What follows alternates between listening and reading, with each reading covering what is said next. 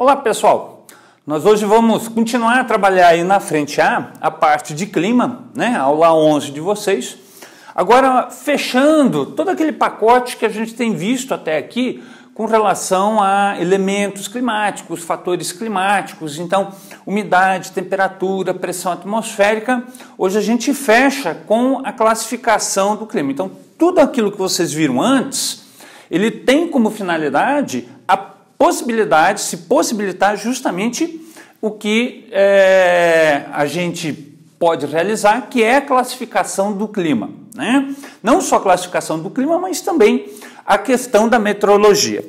Então, ali no início da apostila, gente, vocês têm aí dois conceitos, né, importantes que precisa, muitas vezes, saber fazer a diferença, que é a questão do que é clima e do que é tempo. Então, vamos começar pelo tempo. Tempo, gente, é toda a minha condição imediata da atmosfera. Então, se hoje está chovendo, se hoje está garoando, se eu tenho o céu aberto, se está quente, se está frio, isso tudo, essa condição de hoje, depois de amanhã, certo? Daqui a 4, 5 dias, eu estou falando das minhas condições de tempo. E quem estuda isso? A meteorologia. Então, quando você ouve uma previsão do tempo, você está ouvindo uma previsão meteorológica, ok? Então, a minha condição hoje, amanhã, depois, é meteorologia, estou falando de tempo. Quando você começa a discutir, porque o inverno em Curitiba, né? Geralmente a alegação do curitibano é essa, o inverno em Curitiba era mais frio, e bababá, bababá, bababá. Você não está falando de tempo, você está falando do clima, que é uma sequência de observações do meu tempo. Então eu vou vendo o tempo durante a semana, durante um mês, durante um ano, 2 anos, em média 30 anos, para então eu ter assim, olha, o clima daquele lugar se caracteriza por um inverno rigoroso, com temperaturas abaixo de zero, um verão extremamente chuvoso, temperaturas de no máximo 20 graus, é um clima subtropical, úmido, tá bom? Então, essa classificação, essa condição média é o meu clima. Isso não quer dizer que de um ano para o outro não posso ter mudanças. Você pode ter um inverno que não seja mais tão rigoroso como no ano anterior, como também pode ter um verão mais quente do que do verão anterior, ou mais frio do que do verão anterior. Então, essas condições que variam de um ano para o outro não quer dizer que eu tive uma mudança climática, certo? Para eu determinar a mudança climática, eu tenho que ter uma observação de mais de 30 anos. Então, eu preciso ter 40, 50, 70 anos de observação para poder dizer, olha, realmente mudou, certo? Aí a gente pode entrar na questão da discussão de se está havendo aquecimento global ou não. Está havendo porque nós já temos aí em algumas partes do mundo observação de mais de 70 anos. E quando comparado, se vê que alguma coisa está mudando, tá bom?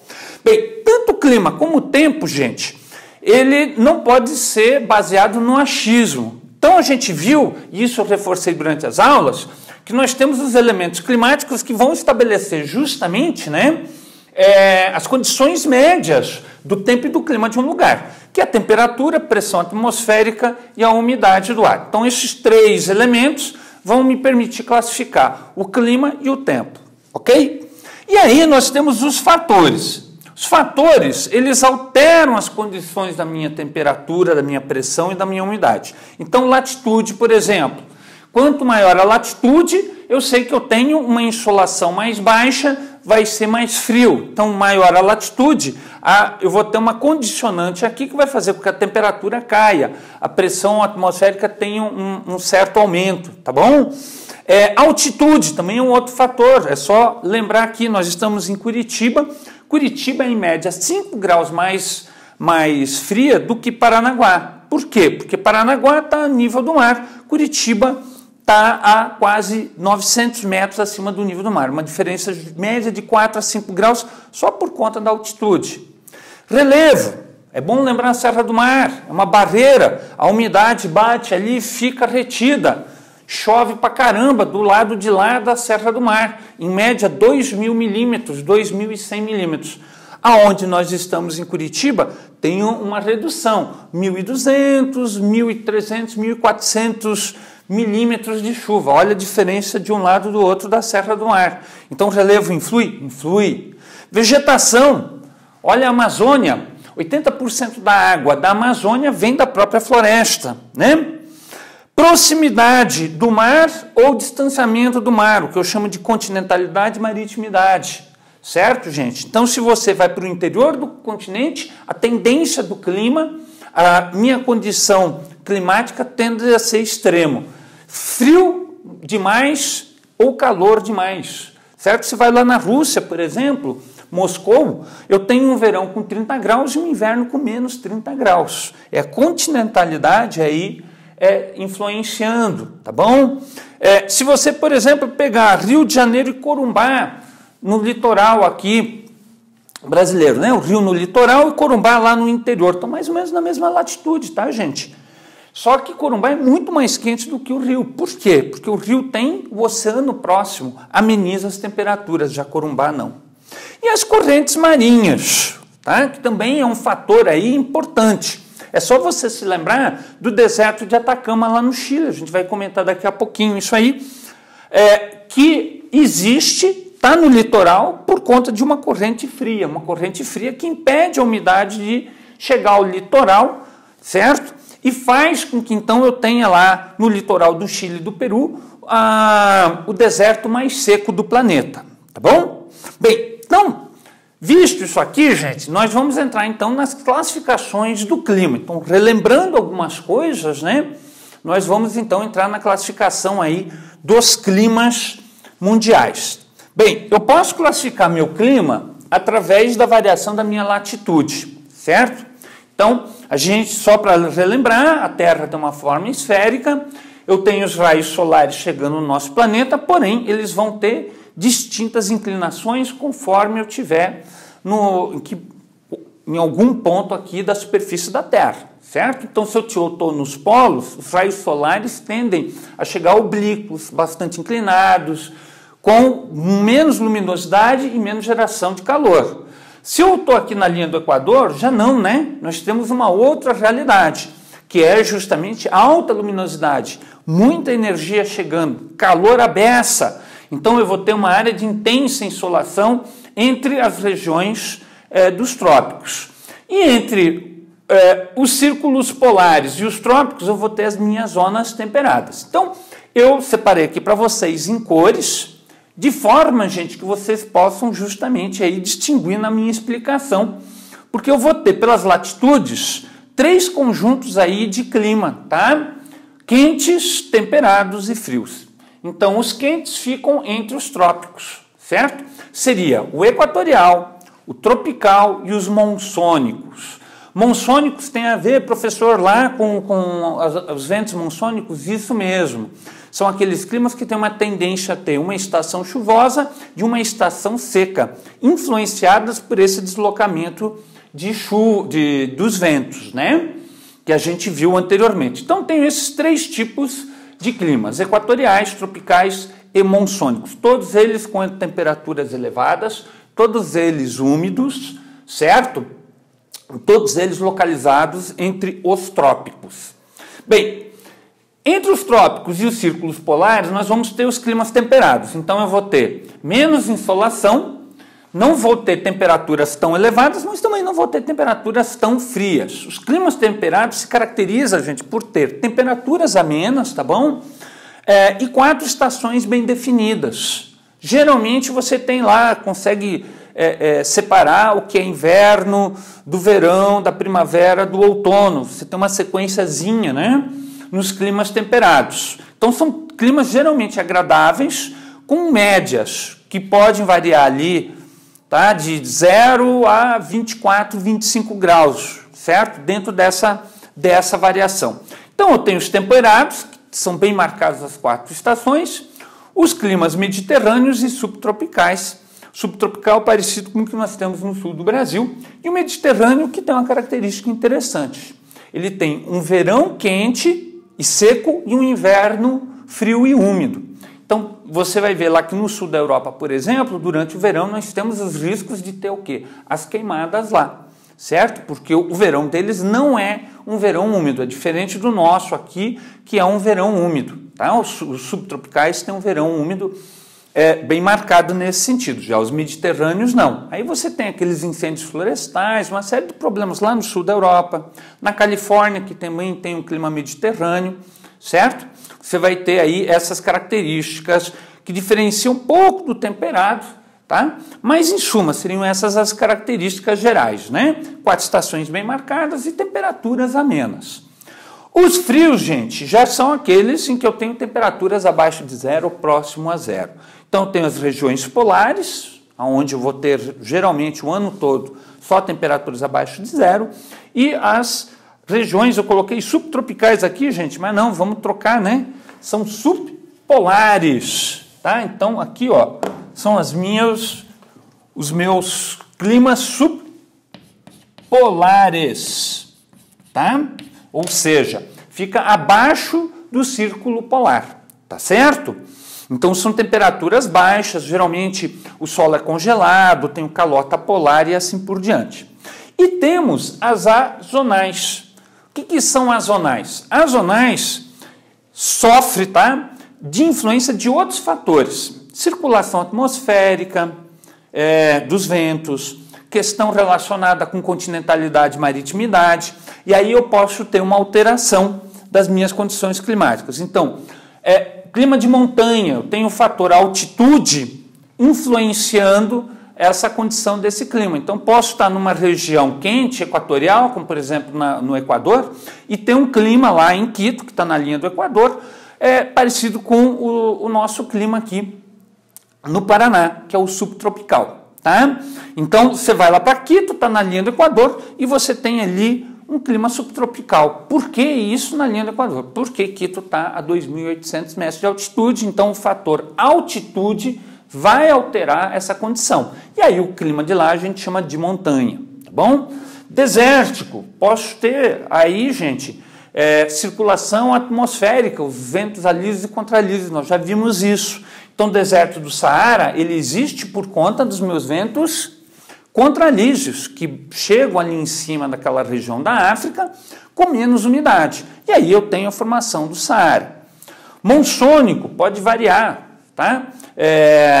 Eu posso ter um clima que nem o nosso aqui do Cerrado, que tem um caráter monsônico. Tem um verão quente e úmido e um inverno seco, tá? Que é característica dos climas monsônicos. Então, o Brasil Central tem um clima de caráter monsônico. E o Mediterrâneo também, que é um clima que pode aparecer em outras regiões, influenciado aí por condições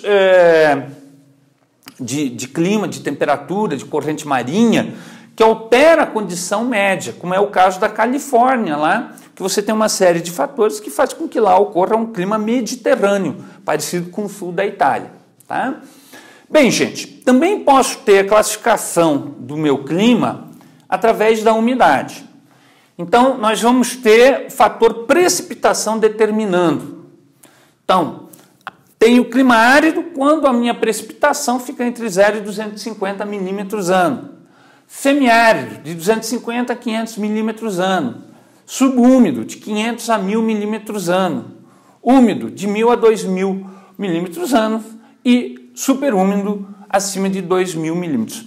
O que geralmente se faz é uma conjugação, ou seja, se coloca, tá bom, a minha classificação de latitude com a umidade. Então, por exemplo, você pode ter um clima tropical semiárido, certo? É o caso do Nordeste, por exemplo. Posso ter um clima subtropical úmido, que é o caso aqui da região que nós estamos, que nós vivemos. Posso ter, por exemplo, um clima tropical que nós chamamos de subúmido, certo? Ou seja, tem uma precipitação de 500 a 1.000 milímetros, tá? Então, você geralmente pode fazer aqui, ó, uma composição do meu clima, minha classificação por latitude com a umidade, tá certo? Bem, popularmente, nós temos aqui, gente, 3 classificações distintas, certo? São 3 autores, Martoni, Strahler e Köppen. Os dois primeiros levam em consideração primeiro leva em consideração bastante os elementos climáticos, tá? Então, basicamente, umidade e temperatura. O segundo leva em consideração o deslocamento de massas de ar. É muito usado aqui para classificação no Brasil, então a gente vai ver isso mais adiante. E o Köppen está ali na página 27 de vocês, gente. É uma sopa de letrinhas. Então, ele leva em consideração temperatura, pressão, umidade, certo? Deslocamento das massas de ar também. E ele faz uma composição dos climas através de letras, certo? Então, por exemplo, você pode ter uma letra aí, ó, C, F, A e CFB. São os climas que nós temos aqui no sul do Brasil. Ele é mesotérmico, né? Úmido. Um é com verão quente e outro com verão mais agradável, mais ameno, tá? Então, essas composições eu faço com Köppen. Vou ser sincero com vossas senhorias, gente. Não saia aí tentando decorar essas letrinhas, porque é difícil cair classificação de Köppen, tá bom? Então, é melhor vocês estudarem essas duas aqui e fazer essas composições com a latitude e a umidade do ar, tá bom? Bem, gente, na sequência ali na apostila, vocês têm um gráfico chamado climograma. Nós vamos trabalhar com isso depois aí com exercícios, tá? Mas, basicamente, ele trabalha com duas variáveis, esse gráfico. Então, você tem a temperatura e tem a umidade, certo? E aí, você consegue determinar as condições médias e pode classificar cruzando latitude e umidade, certo? Então, você pode ter lá, por exemplo, um clima que tem lá um verão seco na metade do ano, tá? Com chuvas no inverno, certo? Então, é um tipo de clima tropical subúmido, por exemplo, tá? E isso tudo é lançado nesse gráfico. Bem, para fechar a aula, gente, né, e depois, assim, esse gráfico a gente ainda vai dar uma comentada mais adiante, tá? Mas para fechar a aula hoje, vocês têm lá uma seção que comenta a respeito do El Niño e da Laninha, certo? São dois fenômenos que nós temos aí que influem no clima, altera a circulação dos ventos no planeta inteiro e afeta o clima aqui no Brasil, tá? Bem, vamos explicar aí o que é o Ninho, porque daí fica fácil para entender Laninha. O El Niño, gente, é um fenômeno que ocorre a cada 7 anos no Pacífico, tá? O que ele é? Ele é um aquecimento maior das águas do Pacífico próximo ao litoral da América do Sul e acaba alterando toda a circulação de ventos no planeta, certo? Então, por exemplo, para nós aqui causa chuvas no Nordeste, aliás, chuvas no Sul e Sudeste e seca no Nordeste, tá bom? Já nos Andes, chuva intensa, coisa que eles não estão acostumados. Lá na Austrália, seca. Não se sabe exatamente por que desse aquecimento maior das águas, mas a gente sabe que é a cada 7 anos. E por que o nome El Niño? Porque ele vai acontecer próximo ao meu período, tá bom? De Natal, né? A época do Menino Jesus. Então, por causa disso, você vai ter aí esse nome. Bem, para a gente entender o que é o El Niño e Laninha, nós temos aqui um esquema. Ele tem um nome, isso aqui, tá bom, gente? O nome desse esquema que eu estou mostrando para vocês aqui é célula de Walker, tá? Então anota aí, célula de Walker. E ele mostra a circulação, um perfil da circulação dos ventos no Pacífico. Então o que acontece? Condição normal é essa aqui, ó, certo? Eu tenho próximo à costa da América do Sul, a corrente de Humboldt, ar frio em cima desse oceano, faz com que os ventos alísios soprem mais para o lado da Austrália e empurrem a umidade para o litoral australiano. Então, eu tenho uma faixa de água aquecida no meio do Pacífico, essa água aquecida de intensa evaporação é empurrada para a Austrália, e aí eu vou ter o litoral seco do Peru e do Chile, e vou ter lá o litoral úmido da Austrália. Essa é a minha condição média. Porém, em anos de El Niño, o que acontece? Eu tenho um aquecimento maior das águas do Pacífico e elas vão encostar na América do Sul. Então vão trazer chuvas para o litoral sul-americano e vão alterar minha condição de vento. Olha que coisa interessante, os alísios mudam de direção, vão soprar da Austrália para a América do Sul. A Austrália, tadinha, só vai receber os contralísios, seca, certo? Ali no litoral, e toda uma alteração do clima na América do Sul. Chuva nos Andes, no deserto do Atacama, o mais seco do mundo, chuva intensa no sul-sudeste do Brasil, seca na região nordeste, tá? Então, essa célula aqui que eu fiz para vocês, é bom depois vocês darem uma olhada aí na internet, dar uma estudadinha, é chamada célula de Walker e não está lá na apostila de vocês, então cuidado com isso. Para fechar, gente, deixa eu fazer um comentário sobre ciclone tropical, ciclone extratropical e tornado. Gente, ciclone tropical, o nome já está falando, as regiões tropicais da Terra, como por exemplo lá o Caribe, é a área de baixa pressão. Então os ventos levam para aquela região, né, umidade que vai se concentrar ali, e com a intensa evaporação, principalmente no verão, eu vou ter a formação dos furacões, certo? Esses furacões, eles assolam, por exemplo, lá o Caribe, dos meses de mais ou menos junho até novembro de cada ano. Então você tem a estação lá dos furacões. É o chamado ciclone tropical. Nós podemos ter os ciclones que nós chamamos de extratropicais. Então ele é um fato raro, tá bom? Ele vai acontecer esporadicamente por condições específicas, certo? De intensa evaporação e formação de um sistema de nuvens e de algo semelhante a um ciclone tropical. Então, aqui no sul do Brasil, nós tivemos já há alguns anos, que foi o ciclone extratropical chamado de Catarina, que bateu lá ao sul do estado de Santa Catarina. E uma diferença importante, o tornado. O que o tornado é diferente entre os dois? Gente, os ciclones são sistemas imensos, com centenas de quilômetros de extensão, muita umidade, ventos em alta velocidade, tá? O tornado, e pode durar, né? Antes que eu fale do tornado, pode durar semanas, tá bom? Já o tornado não. Ele é como se fosse um aspirador de pó natural, onde eu tenho uma subida rápida do ar quente e uma descida do ar frio, que formam um turbilhonamento. Não são centenas de quilômetros, ele trabalha numa faixa, às vezes, de centenas de metros, de alguns poucos quilômetros, certo? E ele dura no máximo 40 minutos. Ele não vai durar semanas. 40 minutos e aí você pode ter na sequência um temporal, tá bom? Então seriam aí as diferenças desses três que eu não tinha comentado numa das aulas sobre a atmosfera lá para vocês, tá ok?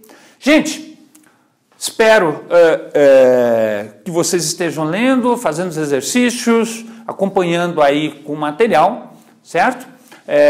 Estudem, né? Revejam aí, às vezes que precisar, o vídeo das aulas e principalmente, né, façam os exercícios e vão tirando as dúvidas, como você já sabe como deve ser feito, tá ok? Gente, um abraço para vocês, né, e fiquem em casa.